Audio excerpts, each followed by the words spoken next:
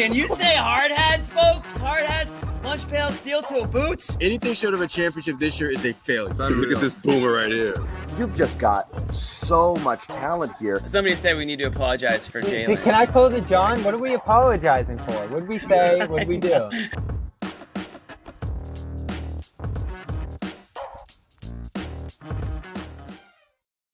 Yeah. Oh, shit. The show is starting early. It's the playoffs. Bitches. They're in here. Hey. It's the playoffs, go. people. We're here early. Bobby said he could join us early from the Garden. So we're gonna waste all of this. We're gonna waste Bobby Manning's minutes here with Jimmy vamping and smashing his hard hat. Okay, that's what we're gonna do. That's what we're gonna do. All right. Hard hats, lunch pails, steel-toe boots. Game 1, overtime win. Bobby, you have the floor. But so yeah, Bobby, why don't you take us through everything? You're there. I mean, that was great crowd tonight. That game was drunk in I mean, unreal. Is what we expected, right? Frantic. Not exactly this way, but holy crap! Like from the last couple of minutes of regulation all the way through overtime, that was just an insane swings, roller coaster. Yeah, and every great Celtics stretch started with defense. The big plays Jaylen Brown made on that end saved the game. Blew up so many different plays throughout this one, and it's kind of fitting on a day where I felt like he got a little snubbed in the all defense voting. He changed this game with his defense and set himself up to get that corner 3 that everyone's going to remember for a long time. Just an incredible shot, and a much needed change of pace in that situation. You wondered what Joe was going to do at that spot, and finally they went away from Tatum in that spot. And credit to Tatum, who bounced back from the couple of tough misses there to end regulation with a huge overtime, much needed, because you can't do that and then lose in overtime. And they came out and took care of business in overtime here. So you saw in this game when they flexed their defensive muscle, when they forced turnovers, which they did a ton in this game, despite all the runs that they gave up to Indiana, they were able to kind of take control of the pace a little bit more here, go on some runs, go up double digits a couple of times. What concerns you here is that the Pacers are just able to erase those leads so quickly. I mean, how many times were the Celtics up 10 plus in this game? Like at least 3. And it just disappeared within minutes every time. So this is the kind of series we're in for here. Now, you wonder if the Pacers are just going to be so demoralized by letting this game go. I mean, it was in their hands, and it's just a horrendous inbounds pass by Nembhard there, who was so good in the last couple minutes. But man, did he blow it. I mean, you just got to get that in and shoot your free throws, and you're off to game 2 with a win here. And they blew it bad there. Definitely lapses throughout this game for Indiana. An Indiana team that doesn't turn the ball over a ton came out here and just threw it away 21 times, really bad ones too. So they blew an opportunity here. Celtics took advantage. You love the poise the Celtics showed, even after some bad shots in crunch time. There were a couple of really bad possessions to start the final 5 minutes there. But then you got that Holiday dump off to White, the Holiday pass on the inbound, set Brown up. This was Holiday. I mean, I think we said it in that Cleveland series, one of those road games, his best game. He topped it again tonight. This is exactly what you traded for him for. Blew up that Halliburton play at midcourt. He was everywhere tonight and scored almost 30 points, right? 28. Holiday was nuts. There's so much to dig into in this game. I think like you have to look globally of the story. Like Jaylen Brown's going to get all the love from Celtics fans, and deservedly so. Saved them from certain doom. Certain doom there, but the pressure on the ball with Siakam, just a spastic inbounds play to begin with. Why do you want Siakam running towards the opposite end line? Yeah, it's so insane. Crazy. Running towards the baseline full speed, and you have a timeout. Like, what are you doing there? So the entire play was terrible, but Brown pressured it, put the pressure on, and caused that turnover, and then he hits that ridiculous 3. But again, the Pacers, what are you doing even letting him get there? Like, foul in that situation. Heroic moments from the Celtics. Tatum hits big shots late in overtime after a ghastly turnover. So the swings were all over the place. So for the Celtics, yeah, you're going to feel good. This is a good crunch time win, and you didn't know how they would react to it. But the overall national headline is going to be the Pacers absolutely puked on themselves here in a game that they should have locked up late, and they didn't. And I think that, like, I know tweeted John's this at take. me. It's over. Like, this was like game one Brooklyn You think it's vibes. going to demoralize them? It definitely felt that way. This went from, I tweeted this. This went from a Pacers could win this series outright to they might get swept in like 3 minutes. Like, that's what a big swing that was for the Pacers. You had Boston on the ropes. You were about to walk out of the Garden with a game one win, and they just absolutely mucked it. And I don't know. We'll see. I mean, we'll see how they recover from this, but this could absolutely destroy them. Just one of those questions where you say, they made some did wacky the shots in Celtics this one win too. or did the Pacers lose it? Oh, the Celtics certainly I think won my it. internet's like screwy because I think I'm cutting you guys off or something like that. Both. It was both. Both teams did enough to win, and both teams did enough to lose. At the end of the day, I'm gonna jump out and jump back in. Okay, at the end of the day, the Pacers made every losing play imaginable after making a lot of winning plays. 21 turnovers. So, the Pacers afforded the Celtics an opportunity to make winning plays. We'll put it that way. And they did. So, I mean, credit the two Brown plays at the end, and then everything they needed, running the offense, getting good buckets, running the offense through White and Holiday in overtime, I thought was key, Bobby, to get the basket. What's that? Getting Tatum around the basket too, especially in overtime. I thought they had some nice play calls at different points there. Inconsistent, because they certainly had some bad ones too. A couple of those plays that went right to the shot clock. But overall, I like the execution in crunch time in this one, especially if you throw overtime into crunch time here. It didn't start great, but it steadily improved. And they showed some flexibility in those spots too, going to some different ball handlers, allowing guys to finish plays who normally start plays in Brown and Tatum's case. That post-up play was, and we've been waiting for that, John, right? The post-up where they got him. Yep.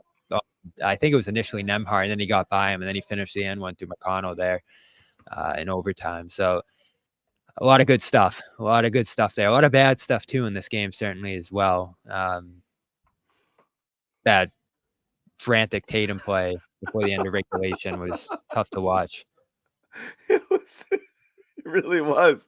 So I don't know. I mean, I'm curious. I know you're going to get in there. We'll talk to multiple players on both sides and kind of get the vibe here. But and we are gonna we're waiting on Joe Mazzulla. We're actually going to be able to bring that to you as it's happening. I believe we're piped into the media room, so we'll try to do that as well. We're going to bring in Sherrod Blakely because that's what we do there.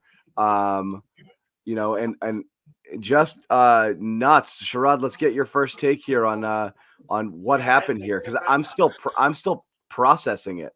This was just one of the more bizarre games I've seen. I mean,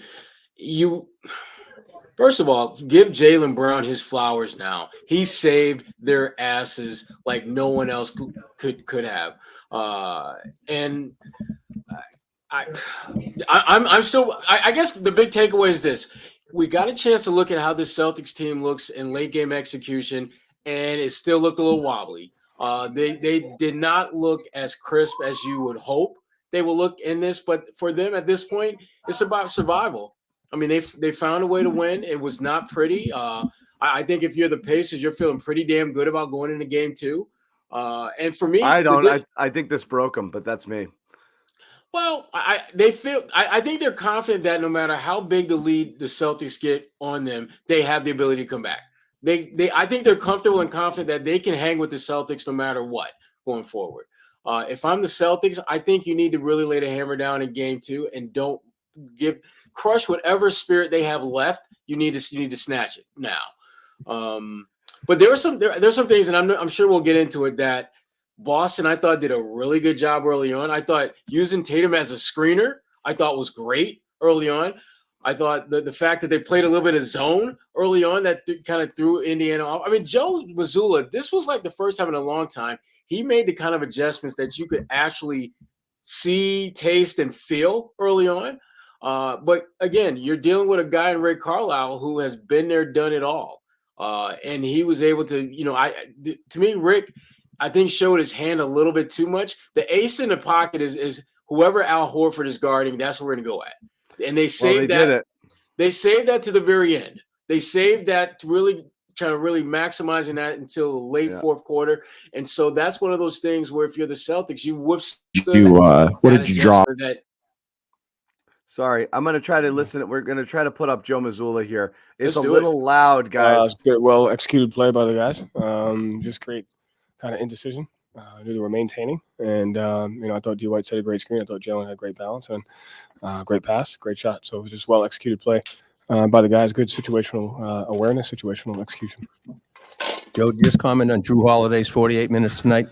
Yeah. Again, Drew's the kind of guy, first of all, credit to, him and D. White getting all defensive team, but he's the kind of guy that's going to impact the game different ways every night. Tonight it was his scoring, his playmaking, and his defense, a well-rounded game by him. And I thought he just his poise and his demeanor throughout the game fundamental for us. Sorry, guys. Joe, just your thoughts on here. The quality of the basketball game and your takeaways from what you saw guys competing. Nothing other than what I expected. Two high-level teams competing for a great opportunity. And so I expect all the games to be like that, and it's going to be more of that. And I thought both teams competed at a high level. And for us, I thought our guys, obviously we weren't perfect. We can get better. But I thought we maintained a level of poise, a level of mental toughness to just continue to work through some of the mistakes. And that's the bind that they put you in because of the way they play. So we handled it well, and we got to get better. How hard was it to control the tempo against this team? And then especially the way that Tatum was able to kind of slow things down to be physical at the end. How do you feel like you're able to find control in overtime?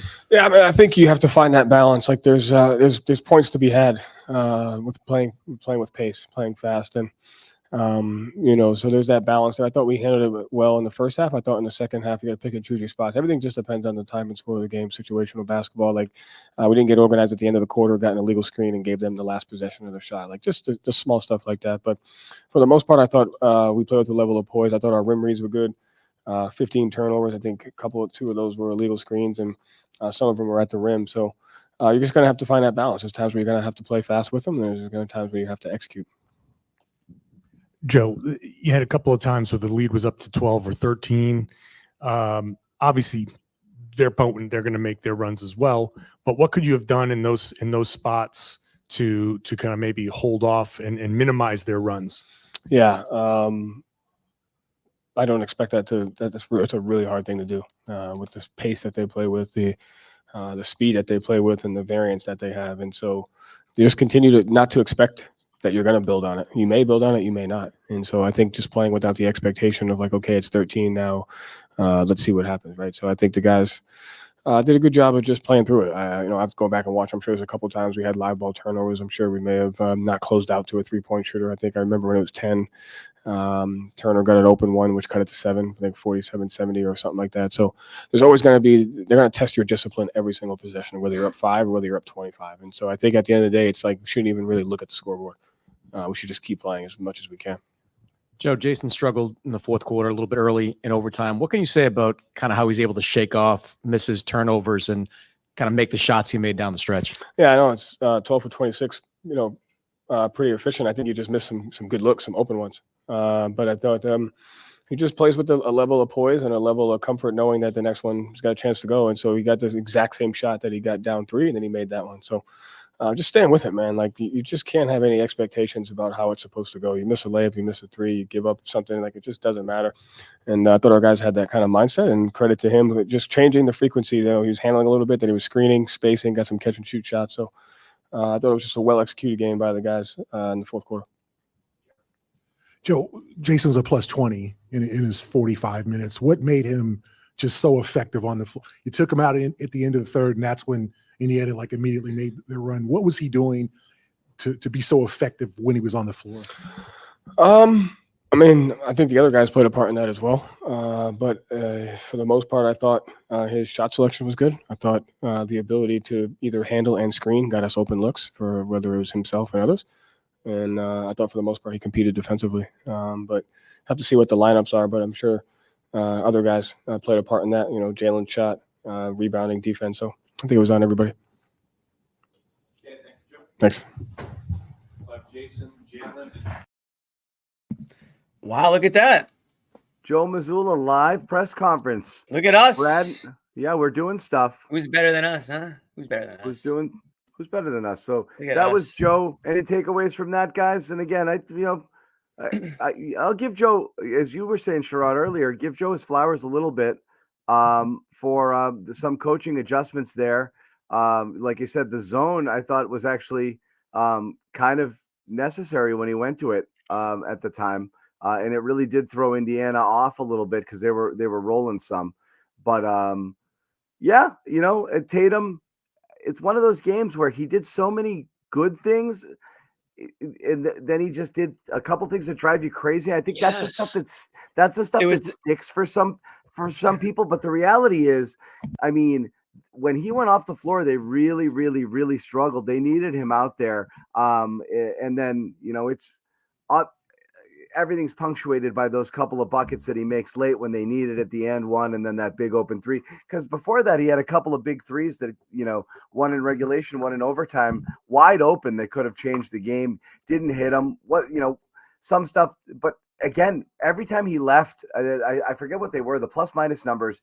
I think in the 7 minutes he was off the floor, they were minus 15. And in the minutes that he was on, they were plus 16 heading into the fourth quarter. So they needed him out there. He did play an all-around good game, despite just there's so many boneheaded moments that so many people did that, like, you responded to emotionally. But when you step back and you take a global look at the game, I agree that Tatum had a really solid game.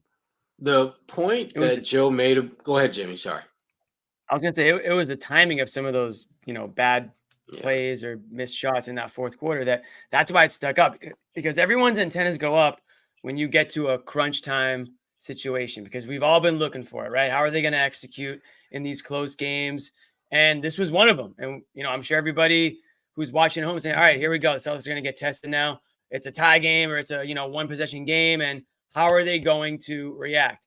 Turned out that they ended up, again, it goes back to, did the Pacers lose it or the Celtics win it? I think it's both. I mean, if you're the Pacers, you just simply cannot turn the ball over off that inbounds the way they did up 3 with, 10 seconds left. That's just unacceptable. But on the other hand, credit Jaylen Brown for getting a hand in there, right? So, and obviously hitting that shot to tie things. When it comes to Tatum, you want him to go into superstar mode in those situations. And when he doesn't, it's going to exponentiate your criticism in that time. So Jason Tatum should be buying Jaylen Brown dinner tonight, because Jaylen Brown allowed Tatum to turn things around, turn the whole narrative around for his game tonight. Because yes, Tatum did come alive in that overtime. Again, when you want your superstars to elevate to that next level, Tatum gets that and one, hits the free throw. You got to give him credit for going to the line too. He's been pretty good from the free throw line in these playoffs, and then hitting that 3. So that's when these guys, really step things up. I thought the point that Joe made about how his guys kept their poise. Obviously, that poise wasn't there all game, but it was there when it absolutely had to be there in that overtime session. Jaylen Brown gave them a second life in a game that they had basically killed themselves away from. I mean, the fact that he made he forced the turnover, the fact that he then turned around and hit an incredibly tough 3-point shot. Pascal Siakam could not have defended that shot any better. That Jaylen hit the forced overtime. What? And so Sherrod, I have to disagree. With Jimmy, you can't possibly be any closer than that. His arms are behind his back. His arms were behind his back, Jimmy. Sherrod. If his arms weren't behind his back, they would have called a foul on him, Jimmy. That's down, man down. Jimmy. That's what I have to say. Do you know damn have well your arms up there, Sherrod. This is 101. No, Jimmy. In that situation, in a corner 3, no, Jimmy. No. You have to. The sun. Jimmy, he would have fouled Jaylen, and he would have. He knows he would have. That's why he did Exactly. He would have fouled him. Yeah, he got too close. He got too close to his space. And he defended him as well as he could defend him without fouling him. He defended him as well as you could defend a guy in that situation without fouling him. If it was you, you'd have fouled him. And then Jaylen would have went to the line and probably would have made 2 out of 3. And the Celtics would have lost. You're right. You would have fouled him, and Jaylen would have made 2 out of 3 free throws. And the Celtics would have lost. I give him credit for not fouling. I give him credit for not fouling him, but guess what? Jaylen Brown hit the shot. So maybe you should have fouled him instead, if that's really the case. Because I think you got to put your hands up in that situation. You know who was great? Guys, we can argue about this all game. We know what we don't have to argue about? How good Jrue Holiday was. Oh, my We're going to God. listen to Jrue a little bit. We don't have to sometimes plays like that, it's kind of hard because you got to see both sides simultaneously sometimes. But saw one side and looked the other side, and Jaylen was wide open, so just kind of had to lead him to the corner, and it's a great shot. He pretty much did everything. How would you describe the battle for tempo in this game and probably in the series where obviously at some point in time you want to play in the half court and both teams seem to want to get in transition? Yeah, it definitely was a battle, and we know what type of team they are. They're never going to give up, and we've seen that not only during the year, but especially through their playoff run. So I think just trying to be as consistent as possible as on the boards and trying to stop them in transition. They pass the ball up so well. They move the ball so well, especially off the rebound that sometimes it gets tough, but someone will probably go back and look at his transition defense. Jrue, first of all, how do you feel after 48-plus minutes play of basketball? Feel pretty good. We had a break for a while, so I'm all right. So the break helps. 100%. When you look at kind of pulling this out, like they have a couple of turnovers late, everybody was kind of like thinking like, okay, it's a game one loss, and all of a sudden it flips.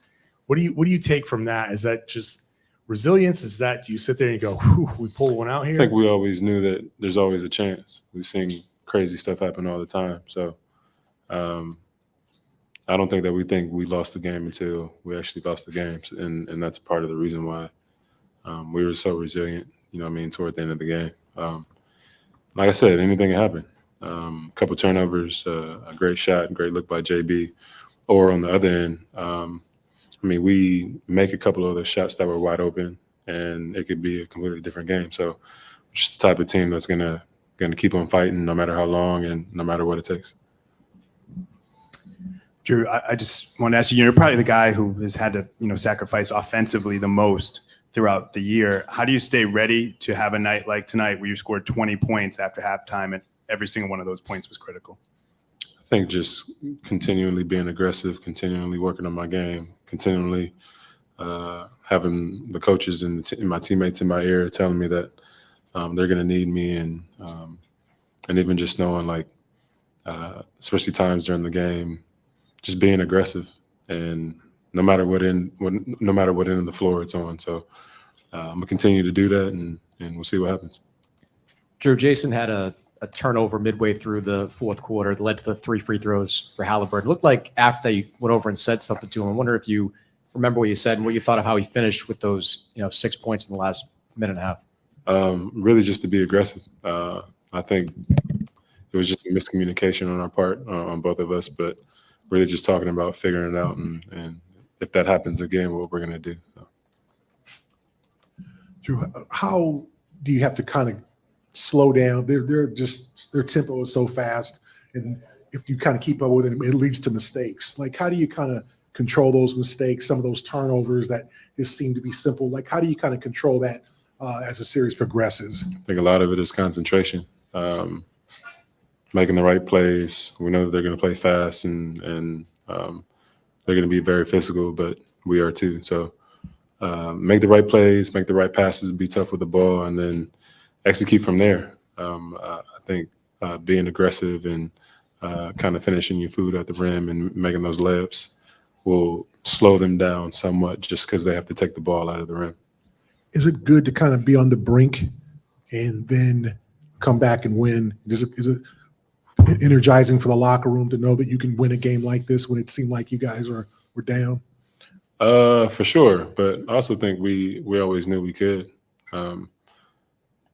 Close games, I don't think have ever bothered us. I think that we've always stayed poised, and no matter if it's a win or a loss, we knew that we'd always give ourselves a chance. So again today, down 3 with some seconds left, and making a big shot and making big plays after that, we knew we had it in us.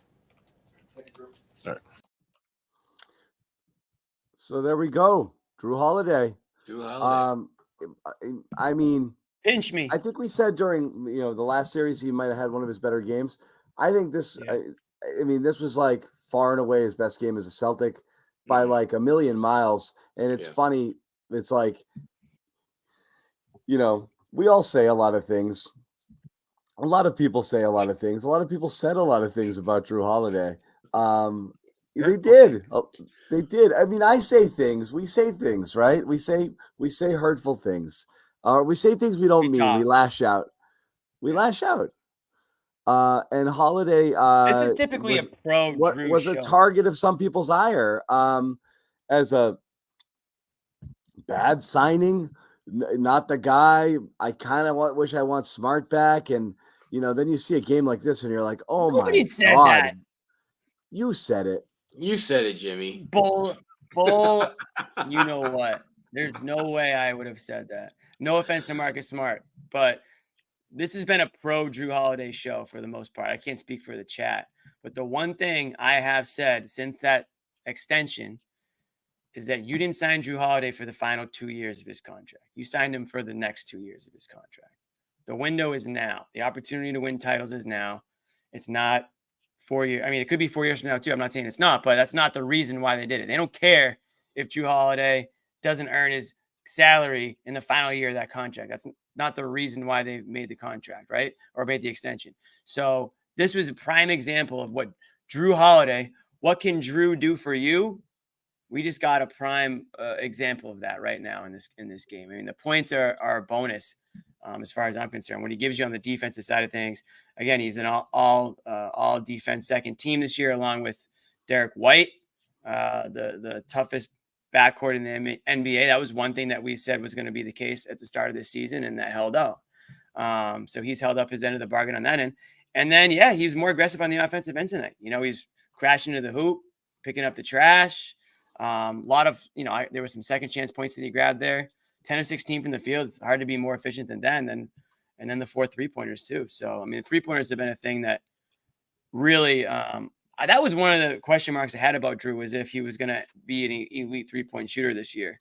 And that corner 3 was about as automatic. I think he ended up first in the league, right, Sherrod, by a wide margin. Yeah, he was in the league for most. Marker. Yeah, he was one of the best, if not the best, corner 3-ball shooter most of the season. So the one thing that I look at with Jrue that just kind of really jumped out to me was the fact that the Celtics used him the way Indiana was using everyone else against Al Horford. Like they were very specifically targeting Nebhard and targeting, Tyrese. They got Halliburton and a lot of switches. Exactly. And to me, we touched on it earlier. But Joe Mazzulla, I think this may have been one of his best coaching games ever, because there were so many subtle things that he did that gave them a shot to beat a really well-playing Indiana team. Not a good team, but just playing well right now. And one of them was the way that they utilized Jrue Holiday in creating mismatches, and Jrue having the basketball IQ to realize that this guy can't guard me on a block. And this guy's not coming out to guard me when I'm behind the 3-point line. So I need to make him pay for that. And again, Jrue, this is what you bought. This is what you paid for. This is what you absolutely paid for. And that turnover that he forced near the end of the regulation, where he just basically pushed Halliburton out of bounds without touching him, just physically getting up in his space. That's priceless. I mean, whatever the Celtics pay him going forward, whether they trade him at some point, you're going to be, as a Celtics fan, you're going to think that's money well spent for those type of plays. For those type of plays to get you wins like this, get you one step closer to the NBA Finals. Yeah, and that's that toughness, physicality that we talk about. Yeah, there's that toughness. You want to talk about money well spent? I'll tell you all about it. You know what? No, Jimmy, let him go. This was a segue. It's a segue, buddy. Segue. Okay. Bounce past to Zannis. Zannis, lay it up. Bounce past to Zannis, lay it up. And Jimmy is literally Jimmy's Aaron Neesmith to my sponsor reads. He's just falling into my legs. I was literally going to just bring up Neesmith.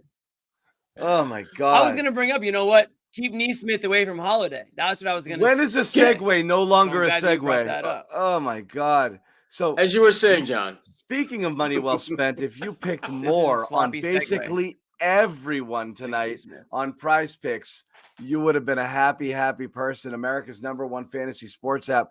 More than 3 million members. Easiest, most exciting way to get you in on the action while you watch your favorite sports and players. Pick more or less on 2 or more player stats. Watch the winnings roll in. Win up to 100 times your money. You can go up to 6 players if you're really feeling spicy with it. Play along celebrities, injury insurance if you have that. If you need that. No one got hurt. Thank you, Aaron Neesmith. He did his best, but it didn't happen, and that's fine. Download that app today. It's really fun and easy to use, and all you have to do to get a deposit match of up to $100, download it, put the code CLNS in, boom, $100. That's it. Once again, download the app, use the code CLNS for a first deposit match up to $100.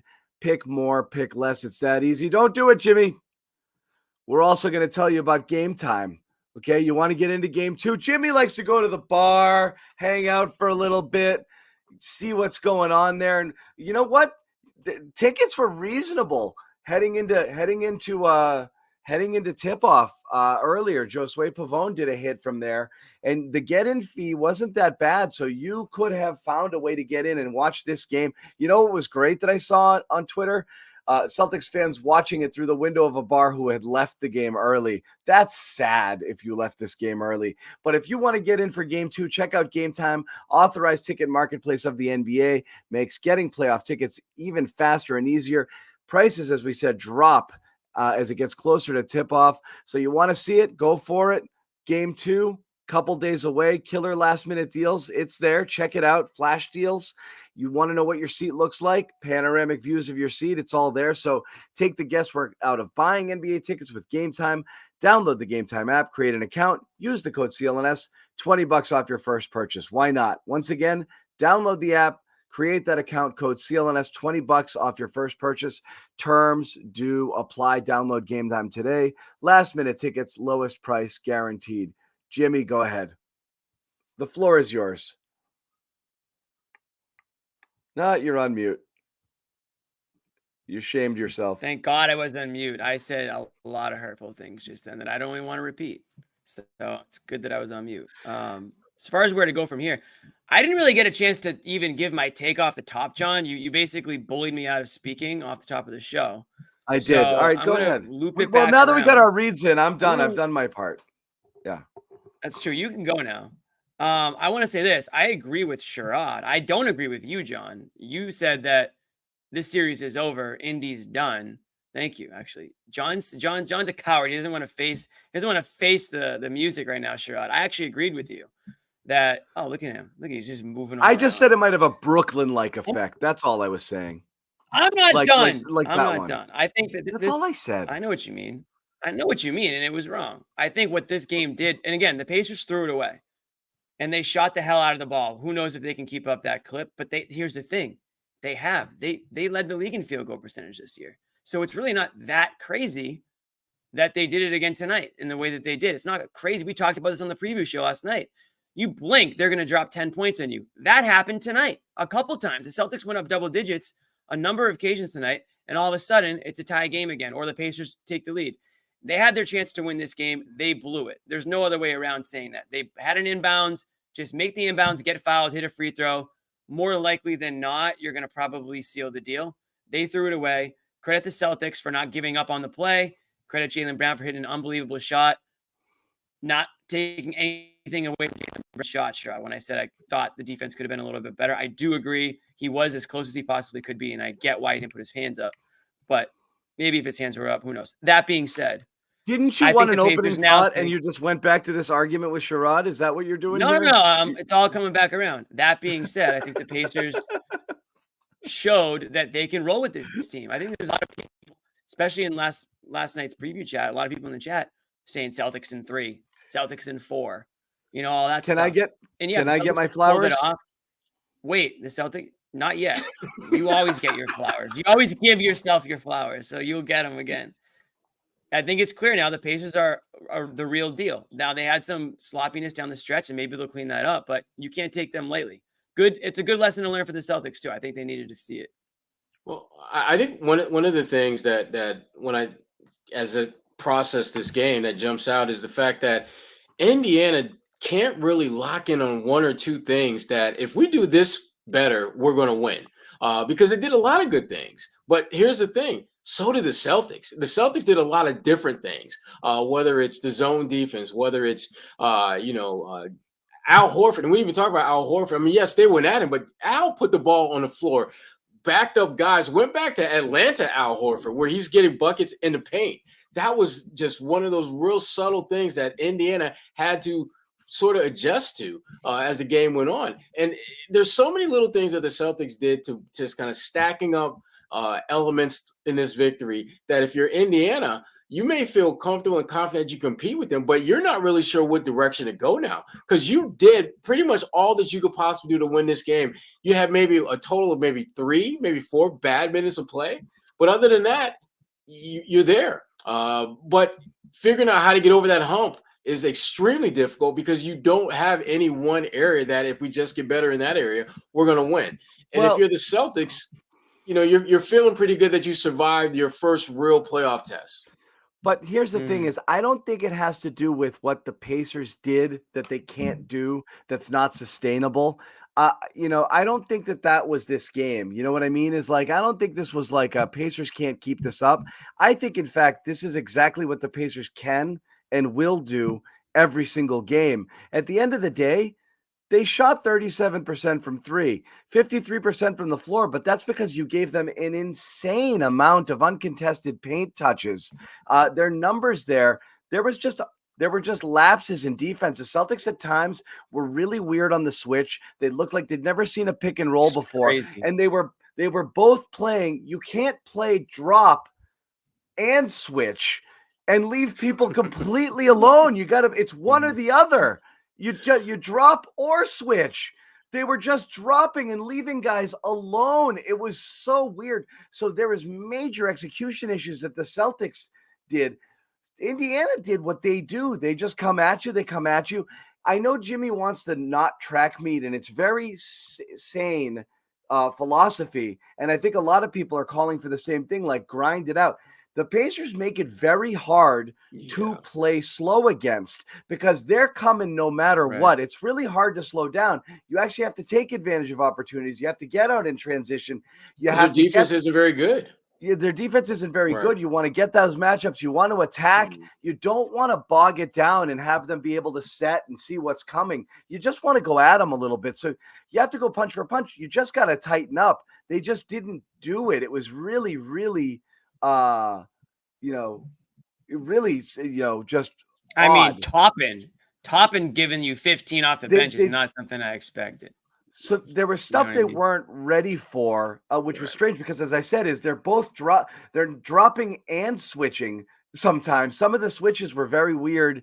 There was just odd communication on a lot of stuff, and but the Pacers make you frenetic. They come at you, and that's kind of what they do. The only way to avoid it is you just got to maintain defensive discipline. You got to stay in front. Not go into these lapses. The Celtics pissed away. I mean, they're not 15, 20-point leads, but they had them up 12 3 times and got it back down to 0, or the Pacers took the lead. So that's what's going to happen. You close your eyes for a minute, and they're right back on top of you. So I believe, and I know, I'm not fully serious where I think the Pacers are totally cooked. I do think this could have a demoralizing effect because it was literally there and they had it. But I think from an approach standpoint, they're just going to keep doing this all series long. And they are real. This team prior to Halliburton's hamstring was far and away the best offense in the NBA, miles ahead of everybody, and kind of ground back down a little bit, got closer to earth and closer to the pack. But that's what they do, man. I mean, they were like, Jimmy, I remember earlier in the year, you were super impressed. You're like, I want nothing to do with these guys. They are just a friggin' handful. So that's what I thought coming into the series is like, they're going to bring it. And the Celtics they have to go full 48 on these guys, or else this is what's going to happen. It's just going to be that roller coaster, the accordion, like I'm up a little and it's tied. Shit. Yeah, every time you looked, you're Right. like, oh, good. They comfortably put up a 10, 12-point lead heading into the end of the quarter. They did it for the half. Boom, back down to tied. They did it heading into the third. Boom, it's a 2-point game. And it just never stopped. So they're Right. like that. They're I mean, real. And the bench, this, and we didn't get into this stuff. This was my concerns. Porzingis being out, and I know there's a report that he's coming to the fourth. This is going to be a problem. Yeah, Joe realized it fast. He tried to make those Cornet rotations really short, but holy crap, couldn't keep on the floor. Hauser is officially unplayable. The Pacers bench demolished your bench. Yeah. So you've got some issues here that X factor. that Indiana can exploit. It's not just the Celtics just flexing their chest and being better. There's areas where the Pacers are going to make the Celtics work for it. Yeah, the Cornet minutes were just absolute trash. I mean, you look at Turner's numbers and you look at when Cornet was on the floor. That's when he got going. I mean, he was playing pretty good before that, but he really was in takeover mode then. And you're right about Hauser. I mean, I love Sam. He's a good player, but this is a horrible series for him because there's literally nowhere you can put him. It's a little too fast. Yeah, I mean, the little thing too is, fast for him. Sam, there's just not an ideal matchup for him at either end of the floor. They have athleticism and length and youth, and he's not getting any kind of airspace. And when he has just that glimmer of hope, he's missing those shots. I mean, he's not getting the kind of shots that you need him to knock down. And Pritchard is pretty much all they got off the bench at this point. Yeah, so I'll ask this because a lot of people are clamoring for it. This is where you're a little stuck if you're Joe. Like Joe did what he had to do in this game, but he burnt everybody out because you really only played you're playing an 8-man rotation, but you only played Hauser for 9 and Cornet for 13, which means you ran everybody into the ground in an overtime game. 5 starters plus 40 with Horford, the low man, at 40 minutes, White 42, Brown 44. Tatum 46 and Holiday 48 friggin' minutes. That's unsustainable against this team with this pace of play. That's a problem. So now if you're Joe, you have to decide, am I going to get a little sneaky with it? Am I going to try Brissett in here for the athleticism? Or can I even dust this guy off when I haven't played him in 3 months? You absolutely can. Am I going to try Keita? What? I don't know. I don't think you can. I don't think he will. And are we going to try Tatum at the 5? Yes. But he won't. So this is it. Like, there are some issues here. Like, what happened last time Al played 39 minutes or this many minutes? He came out and he was absolutely gassed next game. I don't think you can do this back to, with him and expect this level of, this level of play. It's asking a lot. I know X-Man and, thoughts and prayers and, condolences to his family, the passing of his father over the weekend. That's why he missed game 1. You're hoping he comes back at some point. But he's definitely someone that they're going to have to use because of his switchability in this series. And I think he might take Cornet's minutes wholesale at this point. I don't know. I think he should, but I don't know what's going to happen there. I think you got to go with O'Shea at some point, not only just because. Did I call him Jacoby? Did you? No. I sometimes do. Not yet? No. Okay. No, but O'Shea, I think you have to play him, one, because he seems to be I think a better fit for this particular opponent. 2, it's a team that he's familiar with. He used to play for them, which, again, that institutional knowledge can be your benefit. And 3, he can't be much worse than what we saw from Luke. It was just bad. I mean, Luke had a couple of nice plays where Tatum drew attention and dumped off to him, and he made a couple baskets, but just his defense was just absolutely horrible. This is the point here. The Pacers have one big. Just mirror Turner with Horford and then just play small the rest of the time. You really don't need it. You don't need it.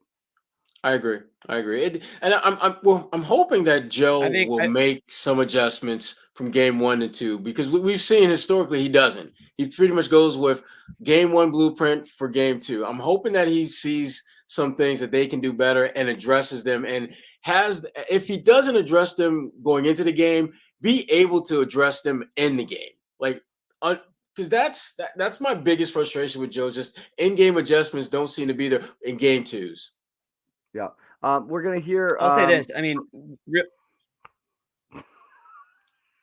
what are we gonna hear? Nothing. Go ahead. I think I'm on a Run, Jimmy, split-second run. delay or something. No, go for it. Run, Jimmy, Let's run. hear Al. No, I was go going ahead. to say, Put your point in. I like the idea of trying Tillman. I think I think you're trolling me. Are you messing with me right now? No, you're on a significant Am I delay. on delay or something? All right, then just skip me. Go. Just Jimmy's go. my You're good, guy. you're good. I might be on a delay. I don't even know if I'm on a delay. Like maybe I'm a not 4 even or on a 5 delay. second delay. I already checked this once. No, there's no chance. What I was going to say was I like the idea of Tillman. He looked a little slow the last time I saw him out there. That's really all I was going to say, but I still like the idea of giving him a try. Brissett, I'm fine with giving him a try too. He's not going to give you anything on offense. He never has. So it's not really a big deal if he's quote unquote cold. You're not expecting anything of him on that side of things. And yeah, the switchability of both those guys are going to be better than Luke. Proceed. Dang this fool. We need to bring Tangway back. Yes.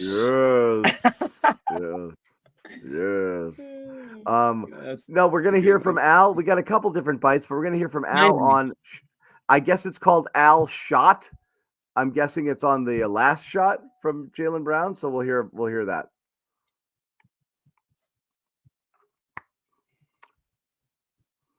Maybe his press own it shot. again, bad things happen.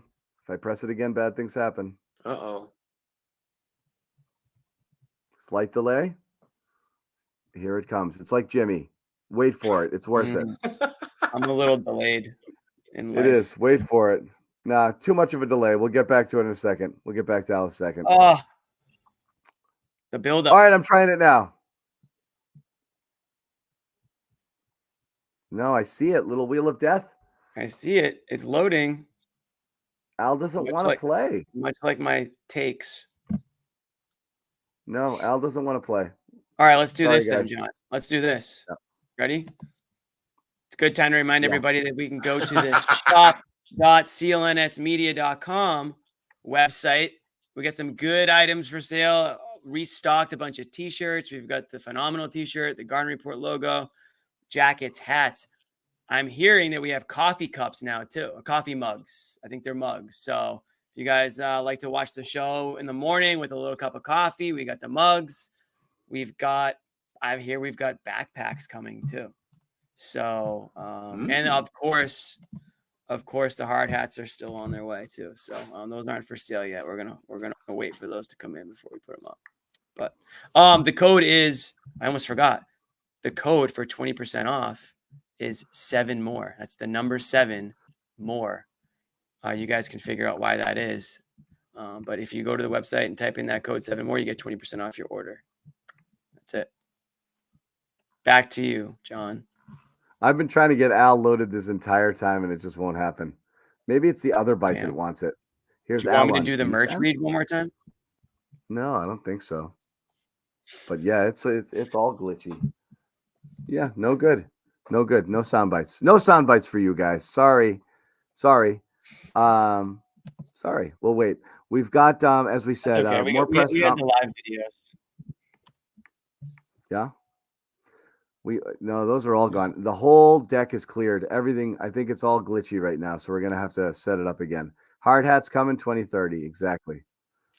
We're going to try to get the live press conferences back. We're expecting Jaylen Brown and Jason Tatum. Thank you. My Wi-Fi is great. And Annie, we love you. OG here. She's the best. Wow, thank you, Annie. She's still bored? My Wi-Fi is solid. Boring. We're running a lot into this system right now. So a lot's going on. And why are you bored? I've never known that. We've never figured that out. Yeah, but Annie's one of the OGs, and we thank you very much for continuing to support the Garden Report. Yes, nothing but love for you. Thank you, Annie. Yeah. So we're back to it. As we were talking about, there are definitely some issues And yeah, Louise, thank you. Like while we're working on some Louise. technical difficulties, like and I subscribe. get a question for Sherrod. Who's his player of the game tonight? Is it Tatum? Is it Brown? Brown. Is it Brown? Brown. Either Brown or Jrue. One of those two. I can go either way. I'm leaning towards Jaylen only because the Celtics, they're not in position to win this game if it wasn't for Jaylen Brown. The forced turnover, the 3-ball. If you take either one of those plays out of the mix, and there are no Jrue Holiday highlights, there are no Tatum big plays in overtime. It just doesn't exist. So Jaylen's my guy. What about you, Jimmy? I'm going to co-sign. I'm a co-sign with Jaylen. I thought throughout the game. Player of the game. If he had a player of the game. I know, but you can't give him the brownie, is what I'm saying. Oh, I know. That's why I didn't.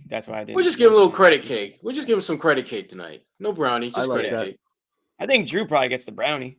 I mean, Jrue definitely gets the brownie for showing out that way, both ends of the court. But yeah, Jaylen tonight, I thought he just kind of, and it's not just been tonight. It's been a lot of times throughout these playoffs. Really, yeah. Yeah, he's been probably their most. I don't know. Derek White started it hot, and I think Jaylen Brown's been probably most consistent, maybe throughout. And another good example. Who did I predict for Eastern Conference? Who did I predict for the? Let me guess, Jaylen Brown. Let me guess. Yes. Well, I just want to be sure that everybody here knows it because they forget. Oh, we don't forget. They forget. We just ignore. No, not only will I give him props, I said he was going to win it over your sorry ass, Jason. There you go. Okay. Well, I'll even go one step further, John. Because your jumper is awful.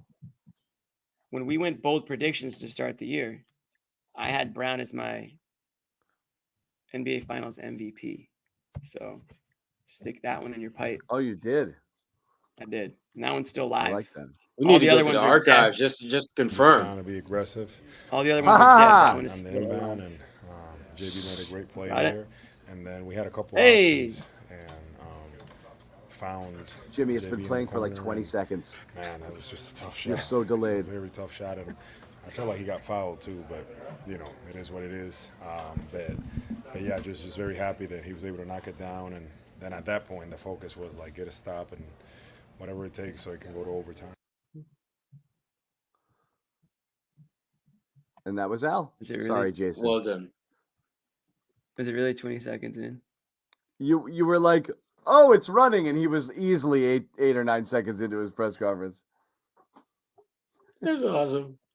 There's too much going on. There is. Now you're blurry. But you have the floor. I'm not going to talk. You're playing all the greatest hits tonight.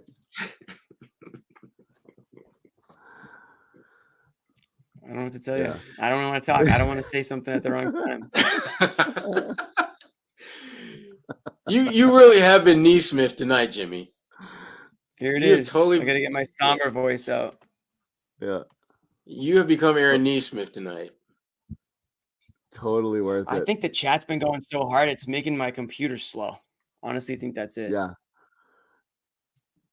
The bandwidth is not contained over here.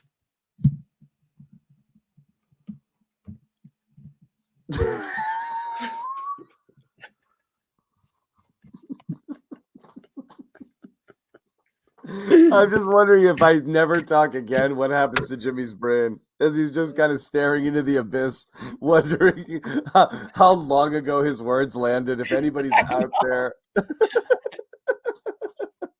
I don't even know what year I'm in right now. Jimmy blames the chat. The chat's not having any of that, Jimmy. I think it is. I can't figure the hard hat. Like if, for any comic book fans there, like Magneto, for X-Men, Magneto's helmet is designed to block the telepathy of Charles Xavier. He doesn't want Charles in his head. Jimmy's helmet blocks the Wi-Fi is right now, and that's what's happening. I think it's blocking a lot more than Wi-Fi, to be honest. Yeah. Yeah. Oh, yeah, shit. It is. Oh, Jimmy. Oh, damn. It is. Yeah, midnight. we'll get there. As we said, we're gonna get Bobby. We're gonna hear from Yes, I'm watching X-Men 97, but that's not the point. I collected X-Men as a kid. Clearly, he's watching X-Men 97. Look at this guy. He was born to watch I have comic boxes books. and boxes of X-Men comics from yeah, I do. I love it. I love it. I love that stuff.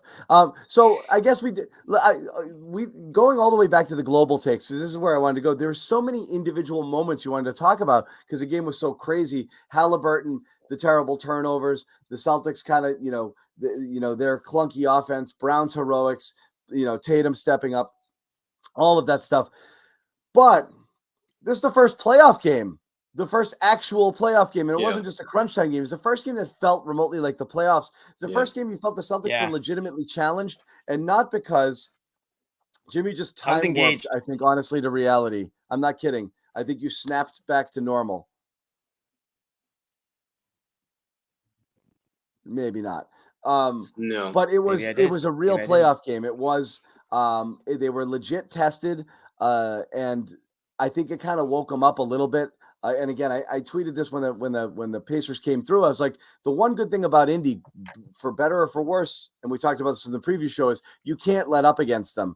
And if the Celtics didn't know it before tonight, I think they do know it now. Because I mean, it really was.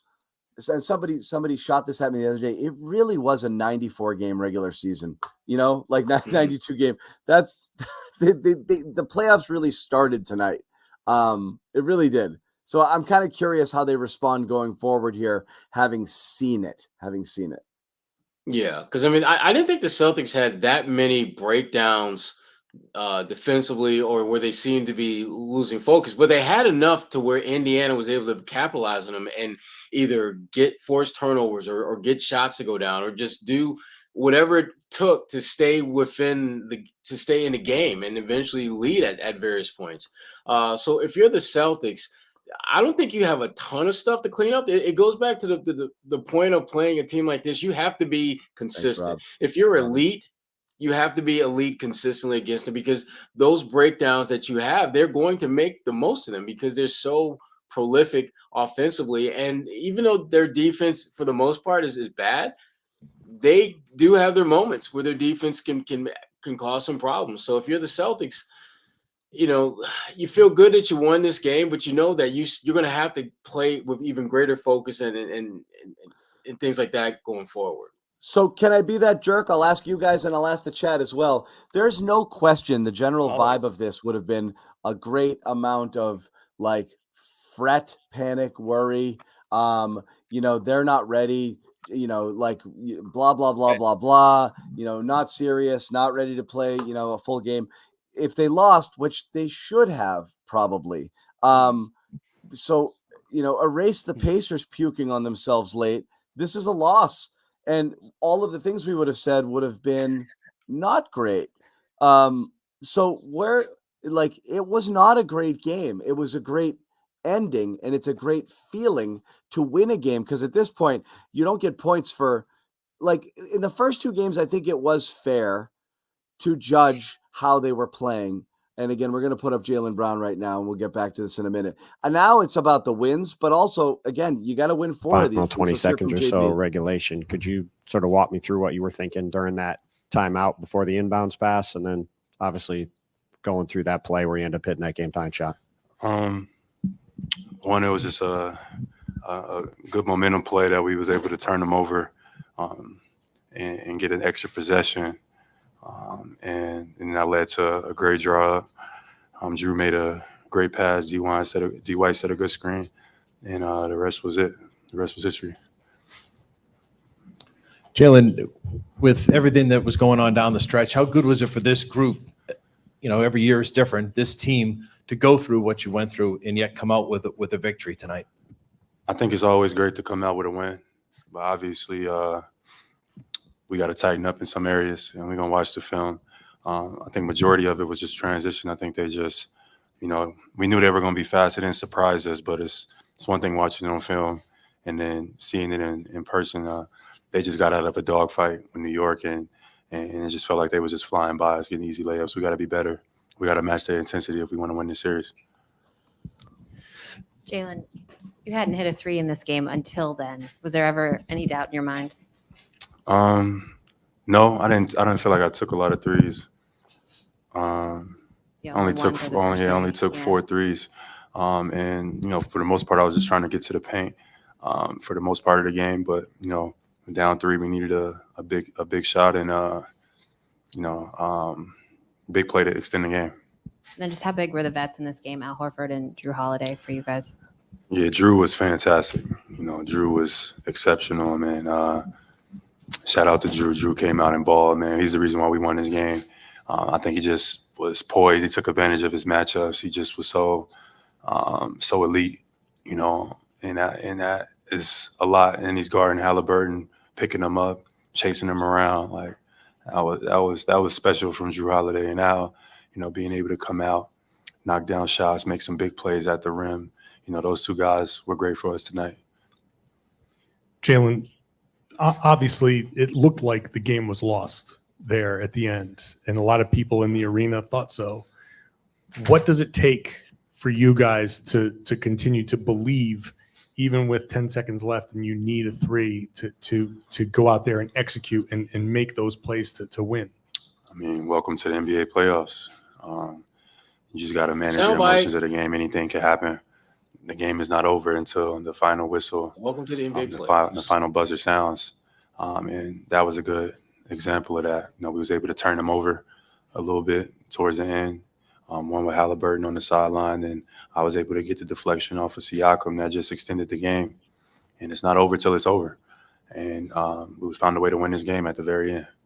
When you guys were struggling in the fourth quarter to kind of get back into it and struggling to get stops, was the fact that you hit that shot and you get into the overtime, you still survived. Was that what kind of like got people locked in to execute in the overtime? I guess you could say that. I know that we all was thinking like we got another opportunity here after that big shot. Everybody was thinking the game was lost, but when that shot goes in, now we got an opportunity again that gave us a little bit of life. I think that's fair to say. And we found a way to close it. In OT, JT had some big baskets. Played well in OT that helped us, push us over the hump. Jaylen, over here, on that game-tying shot, was there maybe 1/10 of a second of doubt in your mind that maybe this doesn't work? I've got coverage. Maybe I should kick it out or do something. Or were you committed to the shot? And also, what did you see when you took the shot? Yeah, before the inbound, I was just talking to myself. If I get this shot, it's going in. And I was just telling myself the whole time, if you get it, it's going up and it's going in. And I happened to create some space on that backside, and was able to make a big time play. But we got to be able to move, channel our emotions, move on to the next, and get ready for game 2. Jaylen, just how good was that game? And can you feel that as a player when there's good pace and kind of teams battling to figure out pace versus half court? How good was the game? And do you feel like this is where their series is going to go? Yeah, I feel like the Pacers, man, they came out and played extremely well, man. They played with pace, they played with force, and they made it tough on us. They got a lot of baskets in transition, and we just gotta match their intensity.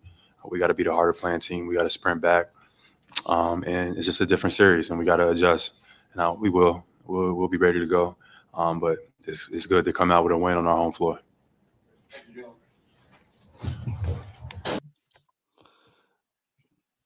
All right. There we go. Bobby Manning back in the house. I 2 things here. One, I want to say if I said what Jaylen said, I'd be getting roasted right now, which is they gotta pick it up a little bit because again, No doubt. I think this is what you're going to see from the Pacers every minute of the series. Doesn't mean they're not going to have a crap shooting night and play themselves out of it. And I could see one or two of these wins be Boston blowouts as well when Indy just lays a total egg. But Indy's coming at you. They're coming the whole time, and Celtics have to match it the whole time, and that's kind of what happened here. Is It's the amazing. lapses? Is a game of runs for sure, but so many of them are lapses where you just kind of stop defending for a little period of time.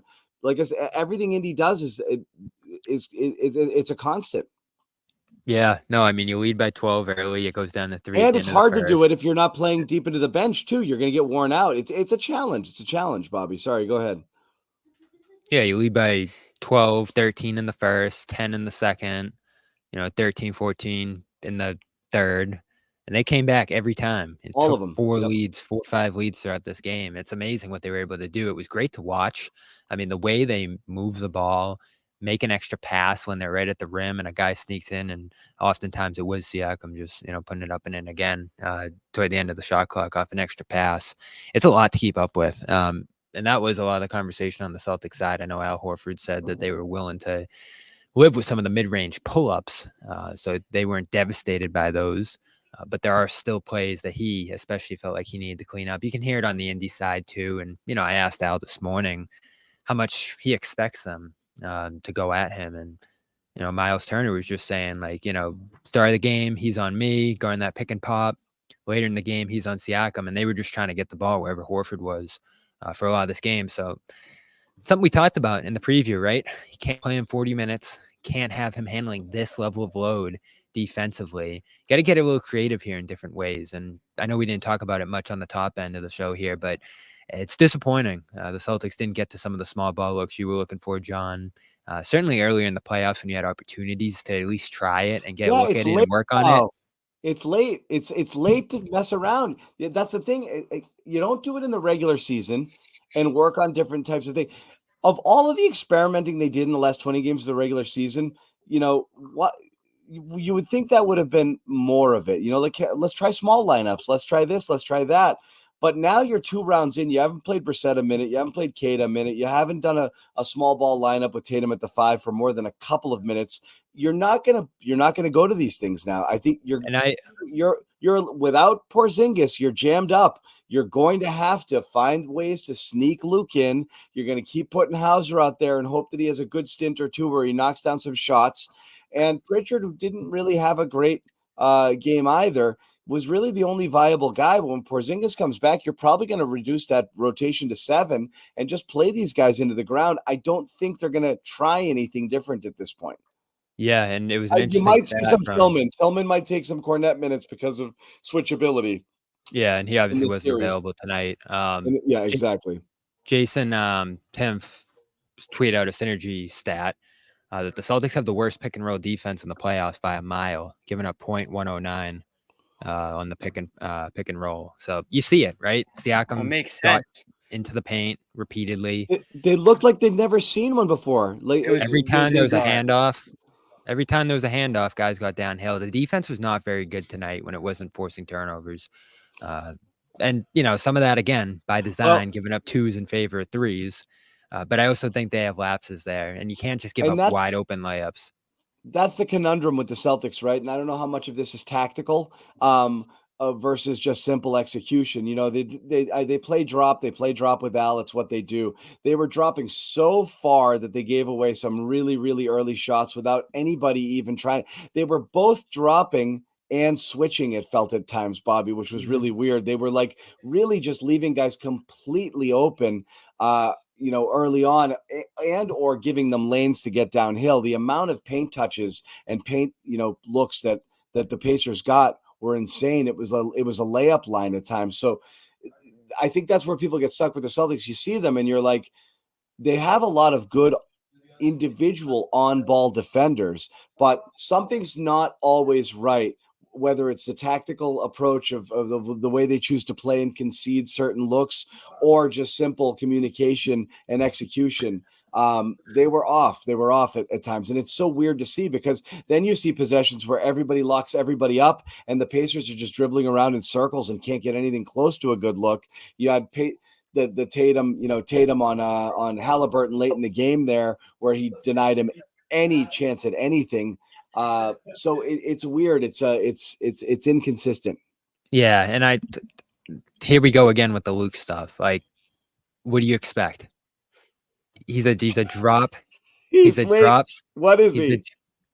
He's a drop 7-foot. What is he? Center What is he? who is successful by the matchup, and this He's is not a good drop matchup. center. And he is indeed your third center. What do you want from your drop center?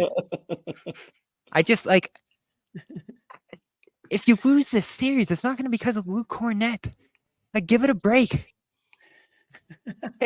This is where people always go. Like, give him Finals MVP, I guess, if they win, because he's going to get all the blame if they lose.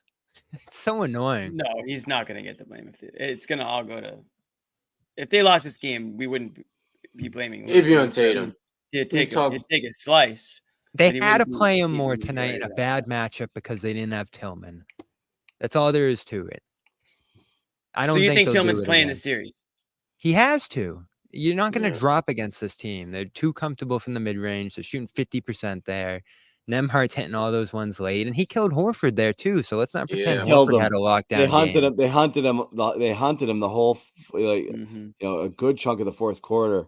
Yeah, right. And he got out on, Turner. Those weren't Cornett contests. He was running out on him. So no, of course, he did what he could. But he you wasn't catch him on a great. switch, and he's getting Halliburton or Nebhart or one of those guys, and they were just, as you said, settling into that little mid range, and able to No, hit and they have to consider Brissett here too in the small lineups you talked about, John. They He gives you have to, rebounding, but they won't. They won't. Right. And I talked to him before the game, asked if there's been any conversations about getting him into the series, and he said there, hasn't been, which I don't think is abnormal. Like, I don't think Joe goes to guys and tells them like you're going to be playing this series, but no conversations yet about that. And he certainly didn't play tonight. Hasn't played all playoffs. So you got to look. I mean, Joe said going into the playoffs, right? You got to use your bench the same way you did during the regular season. And they'd be willing to go to Brissett in spots like these during the regular season. So I think you got to try it. That's the frustrating part tonight. You played Horford 40 minutes. You play him the whole fourth and overtime consecutively, which you knew there was going to be some wear and tear there. Now you got to play him again Thursday, and who knows if Tillman will be back. Of course, all the best to him and his family there, but you got to deal with what you got here. And you got Cornett, who, again, I think did what he could tonight. Brissett, who just sat on the bench saying, I don't think you go to Cada, but he's there. So, you got to try some stuff here. And again, it worked tonight, but if you don't force a turnover on the final play and get a miraculous Brown 3, you lose this game. And this is the story we're talking about. Look, right? I'm not sure. I don't agree that it worked. I think they lucked into a win, which again, it happens to good teams all the time. There were enough mistakes down the stretch to where we do too. At 112, we're on to Luke's minutes. Yeah, we get it. Yes, we are. Yeah. They did enough to get the win, and they got some breaks that they had very little to do with that helped the win. But again, your players stepped up when they had to. Cornett tonight, by the way, +2. Sorry, Sherrod. Oh, we gosh. know. That's the first thing I got to hear when I get on the show. Jeez Louise. Well, it's good for Luke. Hour 12 mark, Josue. This is what happens. Great for Luke. Yeah, and that was talking. I just think it's silly to blame him every time things go wrong. Are we blaming Luke for this? We're blaming Luke from the bench. Yes, we are. Bobby is just. We're blaming Luke for Al playing 40 minutes, not for Luke's minutes. He's your third center. That's what you expect.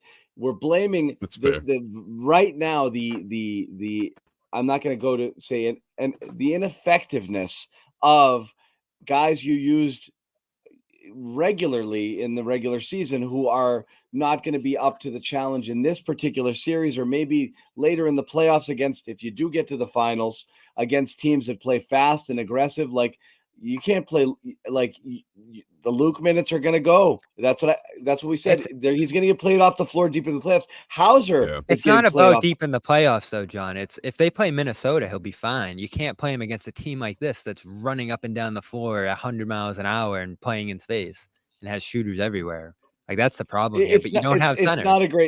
It's not a great matchup, but ultimately you really wanted Luke Cornett to be a 7 to 8 minute guy in the playoffs, and without Porzingis, no matter what, you've got to play him probably 15, 16, 18, or 20, which is a lot of Luke Cornett.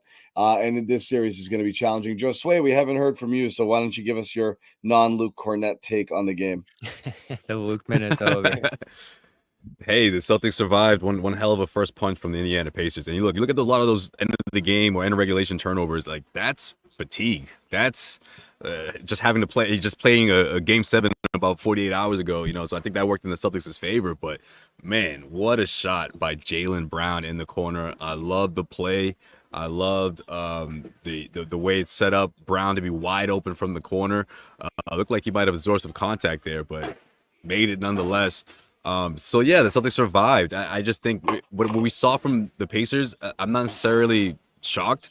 I just think it's a matter of the Celtics have to respond in a way that doesn't open that opportunity for the Pacers down the stretch. I just think, and listen, look, I know these guys going off the way Turner started off, especially, I thought Siakam found his groove here and there. Halliburton obviously hit some big shots as well. But at the end of the day, the Celtics defensively, I mean, we knew the Pacers were going to make them work, but they have to continue to work in that fourth quarter, especially. The third quarter was big for the Pacers, but I felt like in that fourth, man, the Celtics just didn't close the door on these guys. A couple quick possessions I felt like the Pacers were able to capitalize off of. They didn't go straight to the ISO ball, which I was kind of afraid of was going to happen. I mean, it happened and it came and went, but Jrue Holiday is the one you thank for that, man. He was doing everything for this team on both ends of the floor in this game, and I think that's a big weapon in this series if you're looking at what the Pacers have to deal with. I mean, obviously there's Tatum and there's Brown. Al Horford even was productive in this one, Derek White, but Jrue, man, just coming up with timely stops, making the right plays, the right reads, the way he was guarding Halliburton, towards the end when he knew he could sense that these guys were tired, especially mentally with the turnovers and everything that was happening with the Pacers. And they collapsed, and I think the Celtics did a really good job of obviously forcing that and then carrying that momentum into overtime. I just felt like Pacers didn't have a shot, going into that extra period. They were winning in that extra period. I mean, they were up 4, right? They went 4-0. They were up 4, man. Yeah, but those possessions, man. Like, that's the thing. We talked about this during the preview show. I mean, it's a big reason why I thought that New York would have just enough in that game 7 when they went on that huge run, and it wasn't at the end of the game. But I mean, how many times in that series where the Pacers, like, it shouldn't have gone to 7 if you look back on it, they make those mistakes, whether it's in the final minute of the fourth quarter or with the games on the line, and all they have to do is essentially wait to be fouled. You apply pressure, I mean, they're going to collapse. Again, coming off of a game 7, it's not always going to happen. I think it's prone to happen at some point in this series. But when you think about just where they are and all these guys playing close to 40 minutes, all the starters, it was just bound for the Celtics to not only for the experience to take over, but just the rest and everything that they've been doing the last week, getting ready for the series. Yeah, it was uncharacteristic. They had only turned it over 14 plus times twice before tonight in the playoffs. And tonight was obviously the high by far for them. So, yeah, Josue, like you mentioned there, the game 7 probably plays a part in that 2 days ago. I know Turner just said they showed their age tonight. They didn't play with poise, is what he said. And I think the big question, and John led off the show with it, is does a loss like this just demoralize them? And, I asked Turner, like, how difficult is it to actually bounce back in a series when you open with a loss like that? And he said it's not difficult at all. I know Siakam said, if they just be themselves, they're going to be fine from here on out. So there's certainly confidence on that side still, but we'll actually see how it plays out. Yeah. One thing I did want to mention that, that it wasn't like if you're on the Indiana side, if the Indiana postgame show is talking about something we haven't mentioned at all, can anybody guess what that is? About Celtics or Pacers? This game right now, if you're on the Indiana Pacers post-game show, free throws? you've made a lot of it about free throw disparity, which was 30-10. And I gotta say something. Maybe the most perplexing thing I find in all of Celtics fandom is this somehow notion that the league is out to get the Celtics. Like, do you believe in this world that if the league is in fact rigging things, you think they're rigging it for the Pacers, like, to get to the finals? Like, no, or do you think last round they were rigging it for Cleveland? That's one thing you don't have to worry about here. Like, guys, come on. Like, come on. And I don't think anyone can feel that way. Today, I got to tell you, it was uncomfortable watching how many times like the Knicks series was uncomfortable. How clear it was that they wanted New York to win it. And in this game, like the Pacers were getting bumped a ton on balls and nothing. Halliburton They got could not. bodied in transition at Oh one my point. God! On Horford's block on the turned on transition the other way on the dunk attempt, he friggin' shoved an elbow into Nebhart before he they got away with a ton of stuff, and just. I'm not saying this is anything bad. I'm simply saying rejoice, Celtics fans. Please don't resist the urge to take to Twitter and be like, the refs, we're playing the refs too at any point in this Well, series. do you think the Pacers defended You're physically, not. John?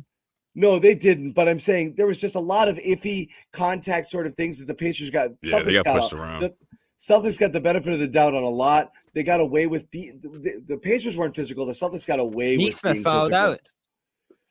Neesmith probably had like 14 fouls.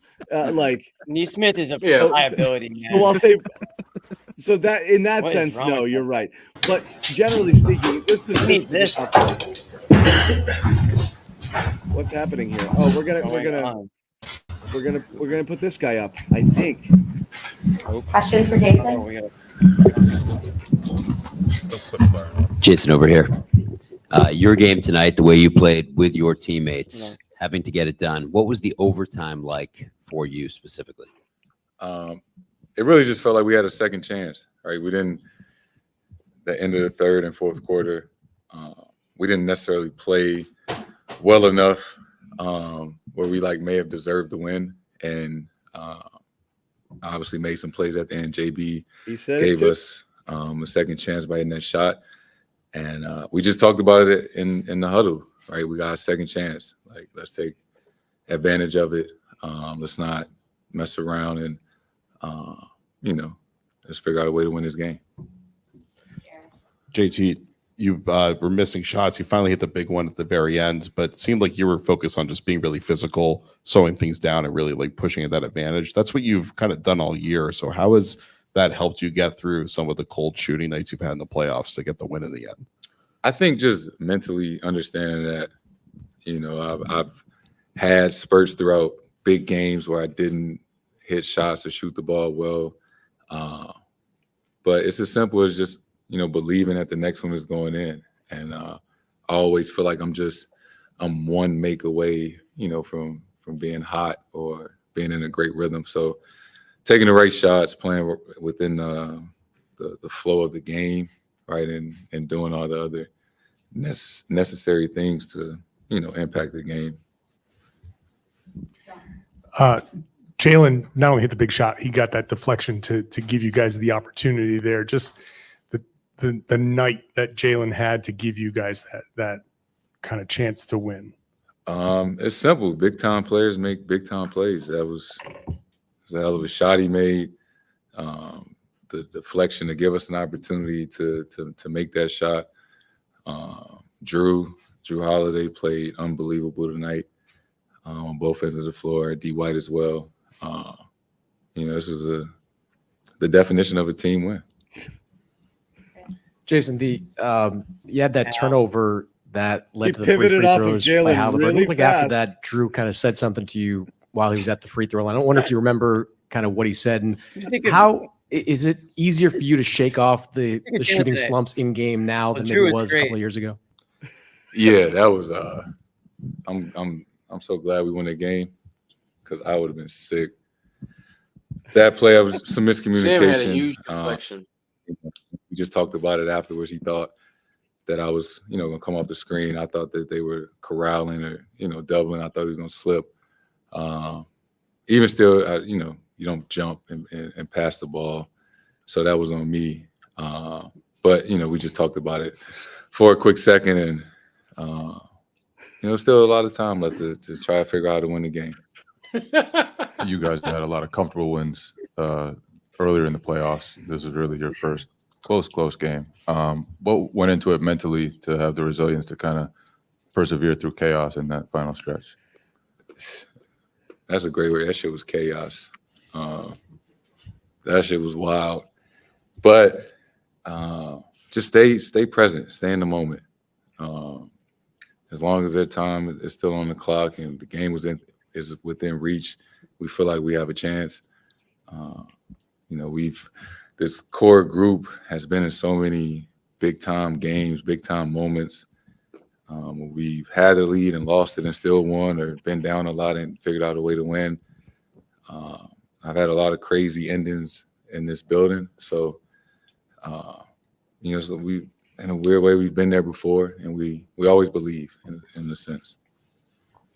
Jason, how did you not let the turnover kind of affect the rest of your game? You came back with the and one, then you hit the three. And can you take me through those two shots, how you were able to kind of get open for the three and then kind of muscle your way for the and one? Big time players make big time plays. Oh, that's me, bitches. You're a big time me. player. Yeah. You've been hearing a lot of criticism this postseason. What is this? This might just prove it till game 2, but what does this prove to those who might comment about, what you haven't done in this postseason?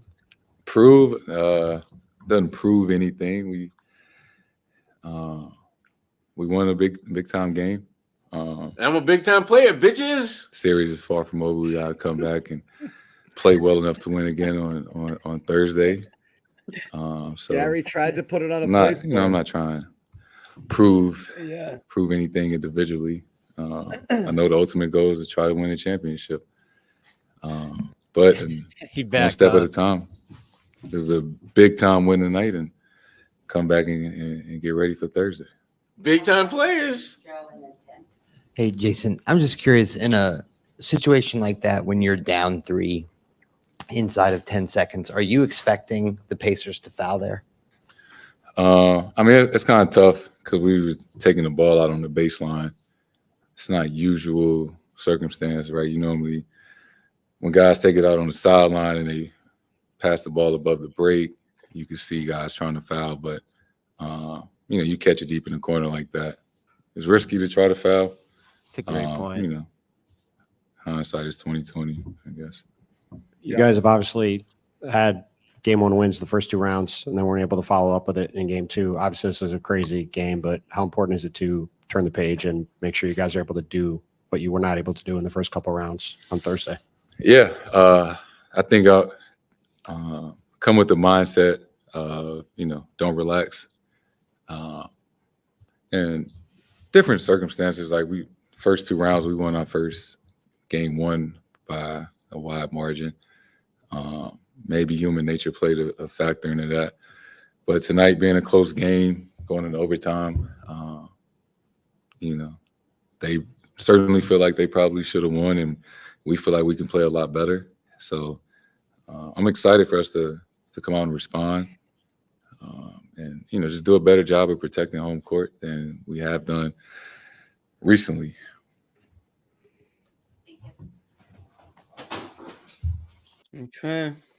Okay, great comments by you, Jimmy. But again, John Zannis, big time comments from you. Josue, big time comments from you.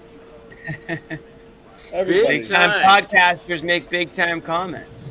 Yeah. You mentioned it earlier, John, because he just mentioned the baseline inbounds.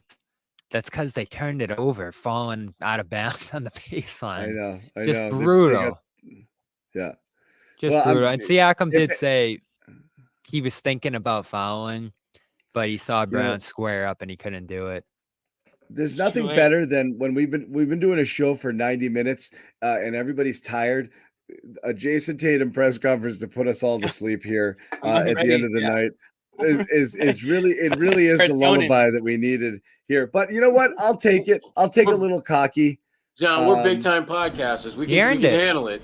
We can handle it. He earned it. Should give Jaylen his flowers though. That was weird. I mean, this dude. Only 3 he made all night. Jaylen Brown literally saved your ass from getting grilled. But he gave him the big time players line, but then he took it back by giving it to himself too. Yeah. This is priceless. I thought plenty of big shots in this building. Yeah, Jaylen hit the shot, which was cool, but I thought Luke was pretty good. Sam had that deflection, guys. Yeah. So how does this some good things? Trainers, ball boys, everybody showed up tonight. You know, it's a team effort. I do wonder how Hauser this had that forces rebound. the Celtics to react here, because John mentioned off the top he thinks Indy could crumble off this. Certainly possible. Yeah, I know they're talking a lot about like all the things they did well and they're confident because they were right there, had the game in their hand. How did the Celtics react to this? Because obviously a lot of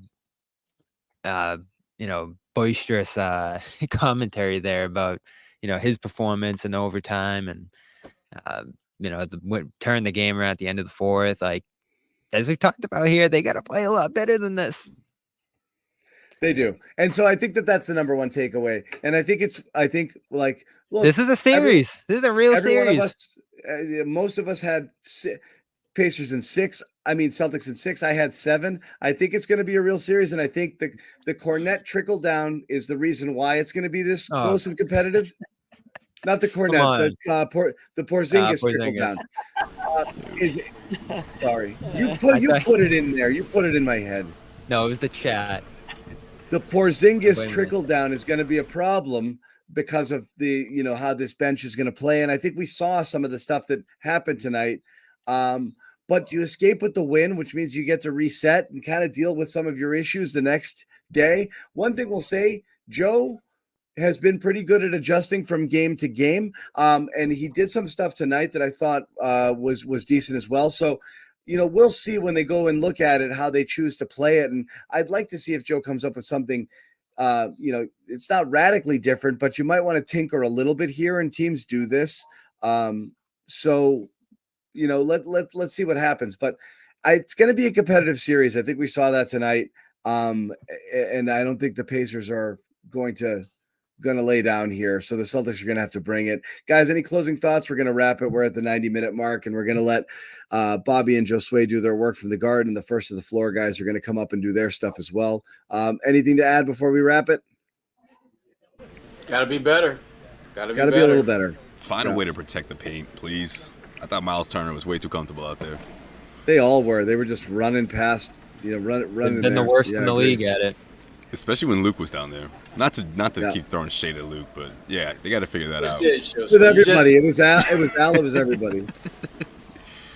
Why do you got to do that to Bobby? Is welcome to the playoffs. This felt like a playoff game for the first time. Great atmosphere tonight. It sounded. I mean, I'm just saying, obviously from watching on TV, but it sounded a lot louder. It sounded like the fans were really more riled up for this one, but just the energy in that back and forth game, you couldn't help but just feel that this had a different vibe to it than the first couple of series. So we'll see how it plays out. My final thought, and we're not really here to beg, but it's fair to ask. Please like and subscribe to this video if you do like it. You've hung out with us for 90 minutes, and we've been about 3,000 strong on and off throughout. So you're out there. I think you like something about it. You might not like us, but maybe you like each other in the chat, and that's reason enough to give us a like and subscribe. So please do that, and make sure you tune in next time. And again, we only expect the audience to grow as they go deeper. Jimmy, how many wins? Mm-hmm. Jimmy, 7 more. 7 more wins to go. Go to the merch store. Go to the merch store. That's also the code in the merch store. You guys get your t-shirt orders in now. I'm being told that orders are going to be mailed out end of week, so a couple days for shipping, and you're going to have your t-shirts on. I'm not going to jinx anything, but if the Celtics do advance, you'll be watching it in style for sure. Yeah. 7 more. Yeah. 20% off. We do appreciate you guys for hanging out with us this entire time. It was a ton of fun. We will see you guys on, what is today even? Tuesday? Tuesday. Right. On Thursday. Go back Thursday. Thursday. We're doing it. Shut up. It is officially. It's technically Wednesday. You're messing with me, man. It's Yeah, not until we you will go to see you guys. sleep. Bobby and Josue Garden Report After Hours coming up on the channel in a little bit. Also, you can go check out the Aussies First to the Floor over on their channel. They're going to be doing their thing. Great basketball coverage. One of my favorite podcasts on the CLNS Media Network. You don't want to miss those guys. They know their stuff and they bring it with the enthusiasm every single night, regardless what time or what day it is over there. They bring it. So absolutely go check those guys out if you want to continue the conversation, continue the party. Celtics win 133-128 in overtime, lead the series 1-0. We will see you guys tomorrow, technically, right, Bobby? Wink. Wait, Amit's got an outro for us, I think. No, he doesn't. He said he was going to work on an outro. He had a phenomenal game. Phenomenal Forfeit's out. I think it's an option. That did not sound like a chair. It was a freaking chair. It does sound like a chair.